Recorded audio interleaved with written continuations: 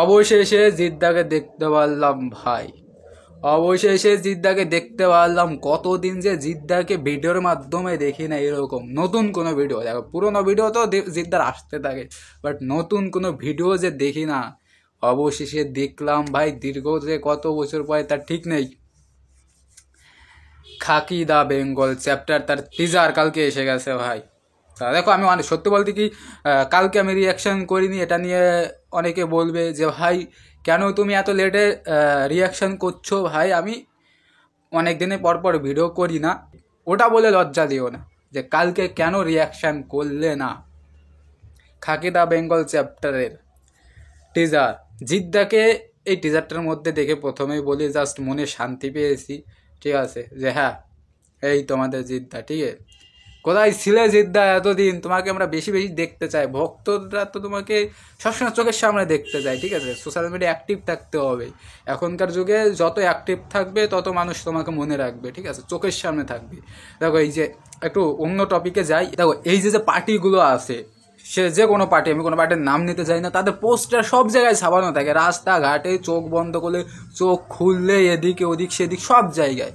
এটা কেন এই পোস্টারে এত পরিমাণে ছাপানো হয়? আমরা তো পার্টির সব পার্টির নাম জানি, তাও পোস্টার কেন এত ছাপানো হয়? যাতে মাইন্ড সেট আপটা তৈরি হয় যে চোখের সামনে, হ্যাঁ এই পার্টিকে কী বলবো, একটা সাইকোলজি ব্যাপার থাকে মনে রাখার জন্য। ঠিক আছে, এই কারণে চোখের সামনে থাকতে হবে জিদ্দা, মোট কথা চোখের সামনে থাকতে হবে। এবার খাকি দা বেঙ্গল চ্যাপ্টার টিজারটা কেমন লাগলো? আর ভাই দুর্দান্ত লেগেছে, ফুল একটা এন্টারটেনমেন্ট ওয়েব সিরিজ হতে চলেছে, এটা কনফার্ম ভাই। নেটফ্লিক্স কাবাতে আসছে খাকি দা বেঙ্গল চ্যাপ্টার, এটা কনফার্ম। টিজারটার মধ্যে যে ঝলকগুলো দেখতে পারলাম ভাই, ভালো লাগলো। এটাই হচ্ছে ভাই বাংলা এবং বাইরের যেসব ইন্ডাস্ট্রি আছে, মানে আমাদের টলিউড এবং সাউথ বলিউড যেসব ইন্ডাস্ট্রি আছে পার্থক্য ভাই। টলিউডে যদি এই ওয়েব সিরিজটা তৈরি করতো না ভাই, ব্যাকগ্রাউন্ডে 5-6 জন ব্যাকগ্রাউন্ড আর্টিস্ট ছাড়া এই ওয়েব সিরিজটা তারা তৈরি করতো না। আর এইখানেই খাকি দা বেঙ্গল চ্যাপ্টারে, ঠিক আছে, দেখো ব্যাকগ্রাউন্ড আর্টিস্ট কত, স্কেলটা কত বড়। এটা যদি বাংলায় তৈরি করতো না, তোমার এই টিজারটা অর্ধেক দেখেই তোমার এক গেমে চলে আসতো। আর এটা এইখানে কত সুন্দরভাবে কাটিং করা হয়েছে, স্কেলটা কত বড়, এবং যে গানটা বাজছে এই টিজারটার মধ্যে জাস্ট অন্য লেভেলের ছিল ভাই। গানটা মস্তি এসে গেছে, খুব একটা ভালো গান, গানটা যে গানটা বাজছে। কিন্তু আমাদের বাংলায় হলে না জাস্ট জগা খেজুরি তৈরি করতো। এখন তোমাদের কোশ্চেন থাকতে পারে ভাই বাংলায় তো বাজেট কম, তাহলে এত বড় বড় ওয়েব সিরিজ কীভাবে তৈরি করবে, এত বড় স্কেলের ওয়েব সিরিজ কীভাবে তৈরি করতে পারে? তোমরা স্বাভাবিকভাবে কোশ্চেনটা করবে। ভাই 4-5 বছর ধরে টাকা জমিয়ে ওয়েব সিরিজ তৈরি করো বা সিনেমা তৈরি করো। এই সিনেমার উদাহরণই দিচ্ছি ভাই, বছরে তো 20-25টা করে সিনেমা বের করো। এই অঙ্কুশটা পরপর অনেক বছর হিট দিতে পারে না, ঠিক আছে? তাই কেন দিতে পারে না? স্কেল নেই ভাই, লো স্কেলের সিনেমা তৈরি করছে। বড় স্কেলের সিনেমা তৈরি করতে হবে। 5 বছর ধরে যে 5টা সিনেমা না করে 5 বছর ধরে একটা সিনেমা করবে, তাহলে তো তোমার লাইফটা সেট হয়ে যায়। ঠিক আছে, আবার তোমার মার্কেট বেড়ে যায়।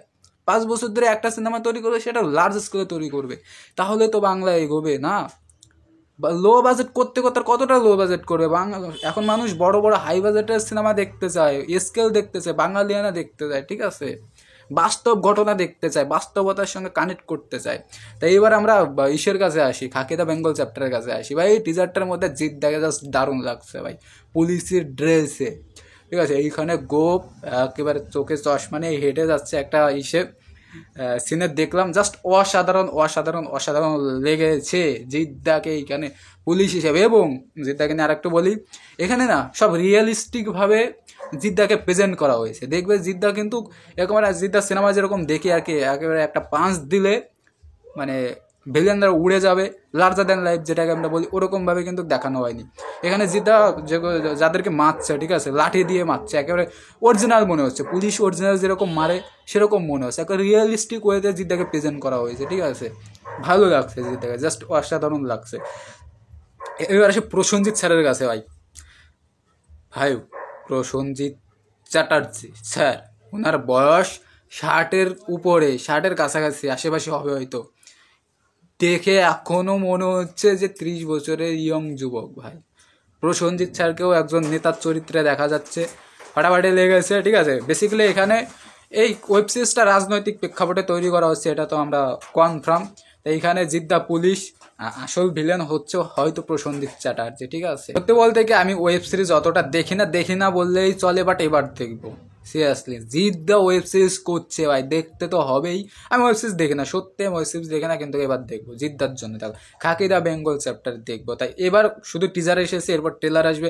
ট্রেলার এলে আরও কী বলবো বিস্তারিত বলতে পারবো, কারণ এখানে সামান্য কিছু কিছু ঝলক দেখানো হয়েছে। জিদ্দাকেও বেশি একটা দেখানো হয়নি, প্রসেনজিৎ স্যারকে হয়তো সামথিং একটা ঝলকে দেখেছিলাম, পরমব্রতকে একটু দেখেছিলাম, এরকম হালকা হালকা ঝলক দেখানো হয়েছে। যেটুক দেখেছে কলকাতাকে খুব ভালোভাবে এখানে ফুটিয়ে তোলা হয়েছে, ঠিক আছে, খুব রিয়েলিস্টিক ওয়েতে ফুটিয়ে তোলা হয়েছে, এবং স্কেলটা অনেক বড় ভাই। তা খাকি দা বেঙ্গল চ্যাপ্টার তো জাস্ট আগুন লাগিয়েছে কালকে, হ্যাঁ ঠিক আছে, পুরো নেটফ্লিক্সে শুধু জিদ্দা জিদ্দা জিদ্দা কমেন্ট সেকশনে, ঠিক আছে। তোমাদের কেমন লাগলো টিজারটা প্লিজ কমেন্টে জানিও, ঠিক আছে। খুব শীঘ্রই আবার নতুন কোনো ভিডিওতে দেখা হচ্ছে, সবাই ভালো থেকো, সুস্থ থেকো, বাই বাই।